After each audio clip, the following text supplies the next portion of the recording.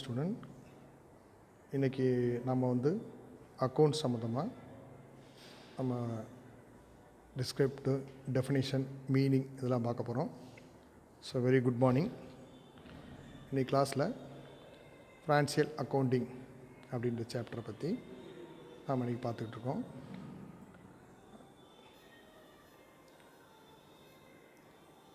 So அக்கௌண்ட்ஸில் நிறைய branches இருக்குது. அந்த பிரான்ச்சஸ் என்ன அப்படின்னா financial accounting, cost accounting, management accounting, auditing and decision accounting, non profit organisation accounting and tax accounting. இது மாதிரி பல்வேறு பிரான்ச்சஸ் இருக்குது. அந்த பல்வேறு பிரான்ச்சஸில் இன்றைக்கி நம்ம பார்க்க போகிறது ஃபினான்சியல் அக்கௌண்டிங். ஸோ இந்த ஃபினான்சியல் அக்கௌண்டிங்கோட கான்செப்ட் என்ன அப்படின்னா, நாம் எழுதக்கூடிய ஒவ்வொரு அக்கௌண்ட்டையும் சிஸ்டமேட்டிக்காக ரெக்கார்ட் பண்ணுறது. அதாவது டெபிட் வாட் கம்ஸ் இன் அப்படின்ற ஒரு ரூலை சிஸ்டமேட்டிக்காக பயன்படுத்துறது, கிரெடிட் வாட் கோஸ் அவுட் அப்படின்ற ஒரு ரூலை சிஸ்டமேட்டிக்காக பயன்படுத்துறது, தென் ஆல் எக்ஸ்பென்சஸ் அண்ட் லாஸஸை டெபிட் பண்ணுறது, இன்கம் அண்டு கெயின்ஸை கிரெடிட் பண்ணுறது.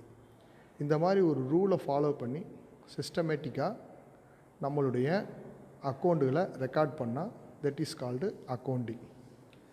ஸோ இதன் மூலம் நமக்கு கிடைக்கக்கூடிய ரிசல்ட் என்ன அப்படின்னு பார்த்தோம்னா, it's getting a more datas from the institution, whether it is profit or loss, income or gain, surplus or scarcity. So various results are available from the accounting books. So நமக்கு ஏதோ ஒரு result கிடைக்கும்போது அந்த ரிசல்ட்டை வச்சு நம்ம என்ன பண்ணுறோம் அப்படின்னா, நம்மளுடைய நிறுவனத்தை அடுத்த லெவலுக்கு எப்படி கொண்டு போகிறதுன்றதுக்கு இந்த ரெக்கார்ட்ஸ் எல்லாம் யூஸ் ஆகுது. ஸோ இந்த மாதிரி அக்கௌண்ட்ஸை நம்ம மெயின்டைன் பண்ணும் பொழுது ஒரு நிறுவனம் அடுத்த லெவலில் என்ன செய்யலாம் அப்படின்ற விஷயத்துக்கு இந்த அக்கௌண்ட்ஸ் யூஸ் ஆகுது. It is also requirements of law in satisfying the requirements of law. சட்டத்துக்கு புறப்பட்டு சட்டத்துக்கு உட்பட்டதாக அக்கௌண்ட்ஸ் இருக்கிற முடியாது, சட்டத்துக்கு புறம்பானதாக இருக்கக்கூடாது. அது ரொம்ப முக்கியம்.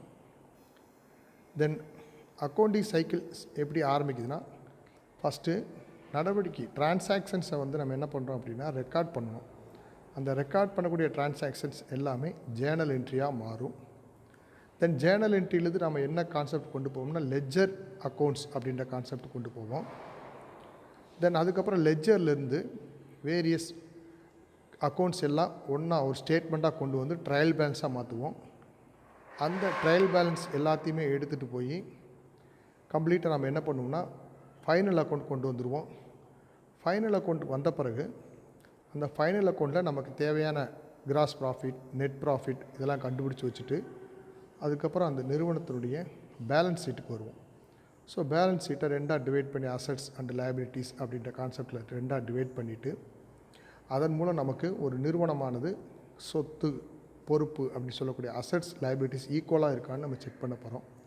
So starting with Journal entry and ending with financial statement. So that is called accounting cycle. So இந்த அக்கௌண்டிங்ஸ் யாருக்கெல்லாம் யூஸ் ஆகுதுன்னு பார்த்தோம்னா, பப்ளிக் யூஸ் ஆகும், அந்த நிறுவனத்தினுடைய அட்மினிஸ்ட்ரேட்டிவ் கிளர்க்குக்கு யூஸ் ஆகும், தென் அதுக்கப்புறம் கவர்மெண்ட்டுக்கு யூஸ் ஆகும். டேக்ஸ் எப்படி பே பண்ணுறது, டேக்ஸ் எப்படி ஃபிக்ஸ் பண்ணுறது சொல்லி தான் அவங்களுக்கு ஒரு யூஸ்ஃபுல்லாக இருக்கும். தென் அதுக்கப்புறம் நம்ம ஃபர்தராக வேறு ஏதாவது யூனிட் நம்ம ஸ்டார்ட் பண்ணணும் அப்படின்னா நமக்கு எவ்வளவு அக்கௌண்ட்ஸில் எவ்வளவு ப்ராஃபிட் இருக்குது, அதை வச்சு நம்ம அடுத்த யூனிட் டெவலப் பண்ண முடியுமா அப்படின்ற விஷயங்கள் நம்ம தெரிஞ்சுக்கிற முடியும். தென் பார்ட்னர்ஷிப்பாக இருந்தால் பல்வேறு பார்ட்னர்களுக்கு அது சம்மந்தமான தகவல்கள் நாம் தெரிஞ்சுக்கிற முடியும். ஸோ இந்த மாதிரி அக்கௌண்ட்ஸை பல்வேறு நபர்கள் பயன்படுத்துவாங்க. அக்கௌண்ட் டிபார்ட்மெண்ட் மட்டும் பயன்படுத்தாது, other public, government, partners, then institutional head and board of directors, shareholders எல்லாருக்குமே இந்த அக்கௌண்ட்ஸு பயன்படும். இந்த அக்கௌண்ட்ஸை பார்த்து தான் அவங்க இந்த நிறுவனம் லாபத்தில் இருக்கா, நட்டத்தில் இருக்கா, இந்த நிறுவனத்தில் நம்ம இன்வெஸ்ட்மெண்ட் பண்ணலாமா அப்படின்னு சொல்லிட்டுலாம் தெரிஞ்சுக்கிற முடியும். ஸோ பிரைமரியாக அக்கௌண்ட்ஸில் என்ன ஃபங்க்ஷன் அப்படின்னா, வரக்கூடிய டிரான்சாக்ஷன் எல்லாத்தையுமே நம்ம ரெக்கார்ட் பண்ணணும். ரெக்கார்ட் பண்ண பிறகு அதை கடைசியாக என்ன பண்ணால் சம்மரைஸ் பண்ணுறோம். அப்படி சம்மரைஸ் பண்ணும் பொழுது அது என்னவா மாறும் அப்படின்னா பேலன்ஸ் ஷீட்டாகவும் இன்கம் ஸ்டேட்மெண்ட்டாகவும் மாறும். ஸோ ஜேர்னல்லேருந்து லெட்ஜர், ட்ரையல் பேலன்ஸ் அப்படின்னு எல்லாத்தையுமே ரெக்கார்ட் பண்ணிவிட்டு அதை கடைசியாக என்ன மாற்றுறோம் அப்படின்னா சம்மரைஸ் பண்ணி பேலன்ஸ் ஷீட்டாவோ இன்கம் ஸ்டேட்மெண்ட்டாவோ மாற்றுறோம்.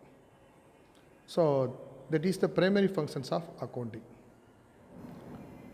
ஸோ இந்த பிரைமரி ஃபங்க்ஷன்ஸ் முடிஞ்ச பிறகு நாம் வந்து ஒரு அக்கௌண்ட்ஸை தெரிஞ்சுக்கணும் அப்படின்னா இந்த பிரைமரி ஃபங்க்ஷன்ஸ் எல்லாமே it is based on the one rule.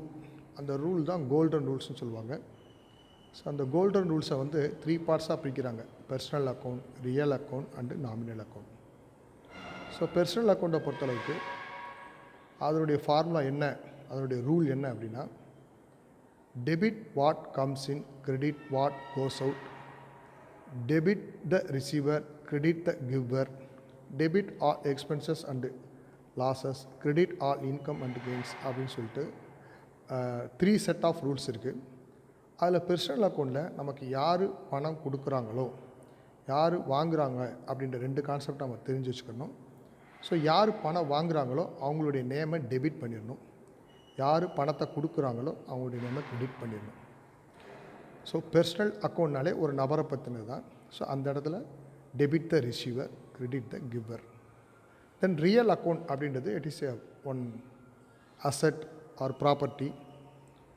So அதில் வந்து என்ன ஃபார்முலா நம்ம பயன்படுத்தணும்னா, debit what's comes in. So ஒரு அசட்ஸ் வருது அப்படின்னா அதை நம்ம டெபிட் பண்ணுவோம். ஒரு அசட்டை வாங்கிறதுக்கு நாம் கேஷ் கொடுக்குறோம்னா அதை கிரெடிட் பண்ணுவோம், credit what goes out. Then nominal account. So nominal அக்கௌண்ட்டை பொறுத்தளவுக்கு என்னென்ன எக்ஸ்பென்சஸ் லாஸஸ்லாம் இருக்கோ அதை எல்லாத்தையுமே டெபிட் பண்ணிடணும். தென் என்னென்ன இன்கம் அண்டு கெயின்ஸ்லாம் இருக்கோ அதெல்லாம் கிரெடிட் பண்ணிடணும். ஸோ நாமினல் அக்கௌண்ட்டை பொறுத்தளவுக்கு எக்ஸ்பென்சஸ் லாஸஸ் இன்கம் கெயின்ஸை மட்டும்தான் நம்ம மேஜராக எடுத்துக்கிறோம். ஸோ இந்த எக்ஸ்பென்சஸ் லாஸஸ் டெபிட் பண்ணிவிட்டு இன்கம் கெயின்ஸை நம்ம கிரெடிட் பண்ணுறது இந்த கோல்டன் ரூல்ஸில் வரக்கூடிய முக்கியமான பாயிண்ட்டு. ஸோ இதை மறுபடியும் எகெயின் சொல்கிறேன், 3 அக்கௌண்ட்டாக பிரிக்கணும்: personal account, real account, nominal account. So இந்த அக்கௌண்ட்ஸை வச்சு தான் நம்ம ரூல்ஸ் ஃப்ரேம் பண்ணிவிட்டு அந்த அக்கௌண்ட்ஸை செட் பண்ண போகிறோம். ஓகே ஸ்டூடெண்ட்ஸ், இன்றைக்கி நம்ம பேசிக்காக அக்கௌண்ட்ஸை பற்றி பார்த்துக்கிட்டோம். தென் நெக்ஸ்ட் நம்ம என்ன பண்ண போகிறோம் அப்படின்னா, நெக்ஸ்ட் கிளாஸில் இன்னும் எலாபரேட்டாக அக்கௌண்ட்ஸை பற்றி நம்ம தெரிஞ்சுக்கலாம். Okay student, thank you.